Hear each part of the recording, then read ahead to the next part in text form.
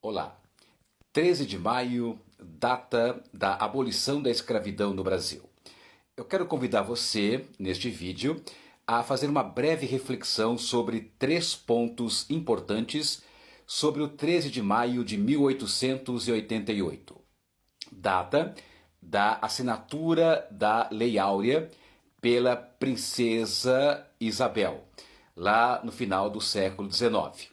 Eu quero destacar com vocês nesse vídeo 3 pontos essenciais sobre esse evento histórico. E eu os marquei aqui para você ir acompanhando o nosso raciocínio. Primeiro ponto: a abolição não foi um ato de bondade de uma princesa. A abolição da escravidão no Brasil deve ser vista como um processo que durou mais de 300 anos. Desde o início da implantação do trabalho escravo de origem africana no Brasil, lá por volta de 1540, 1550, nos inícios da nossa colonização, sempre houve resistências contra a escravidão.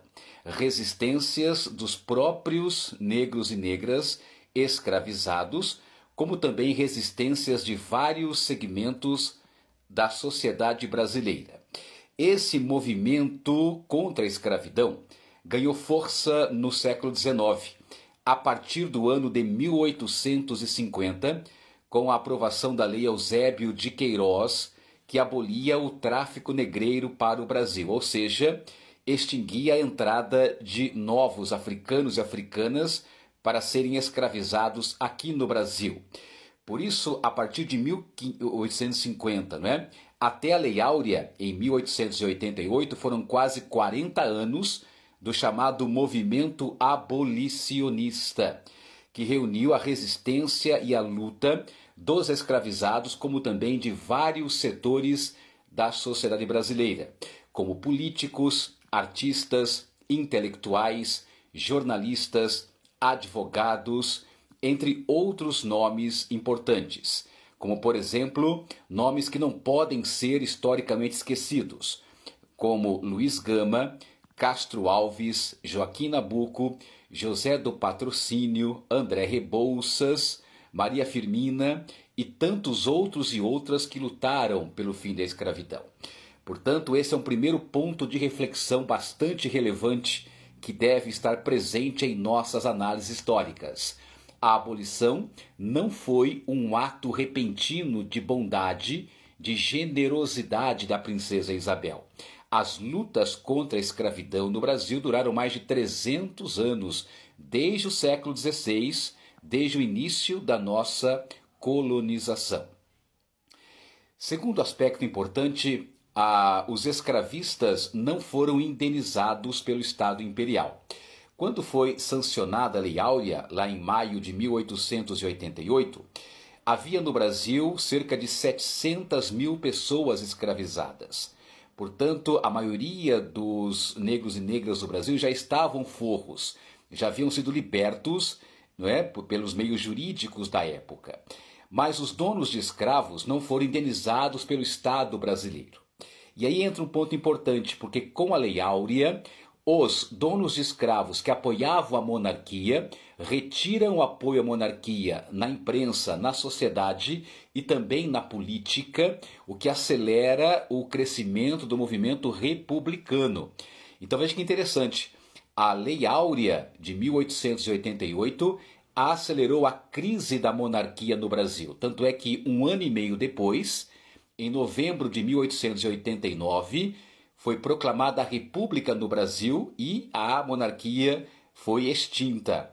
Caiu, não passou a ser uma coisa do passado, portanto.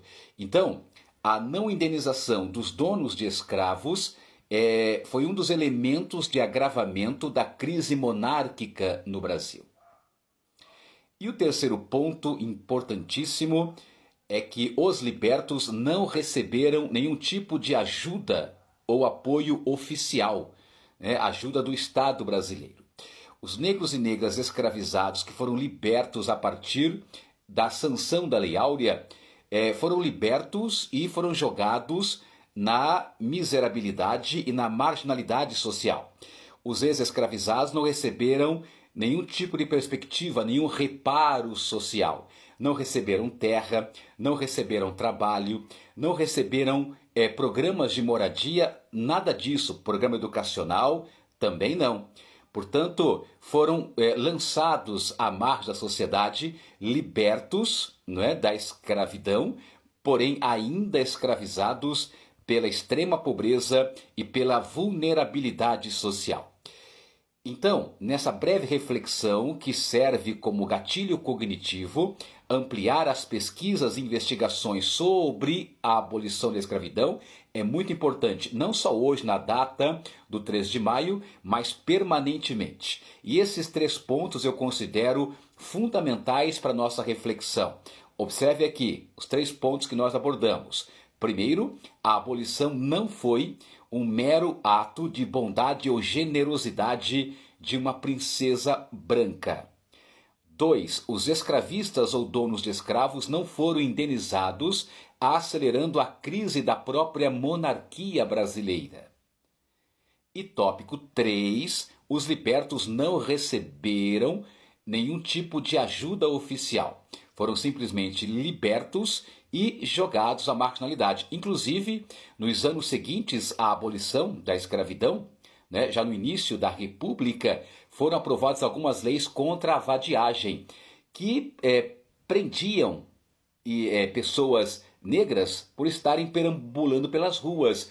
As mesmas pessoas negras que foram libertas da escravidão e não tiveram nenhum tipo de reparação social, emprego, trabalho, educação, acesso à terra, a moradias decentes.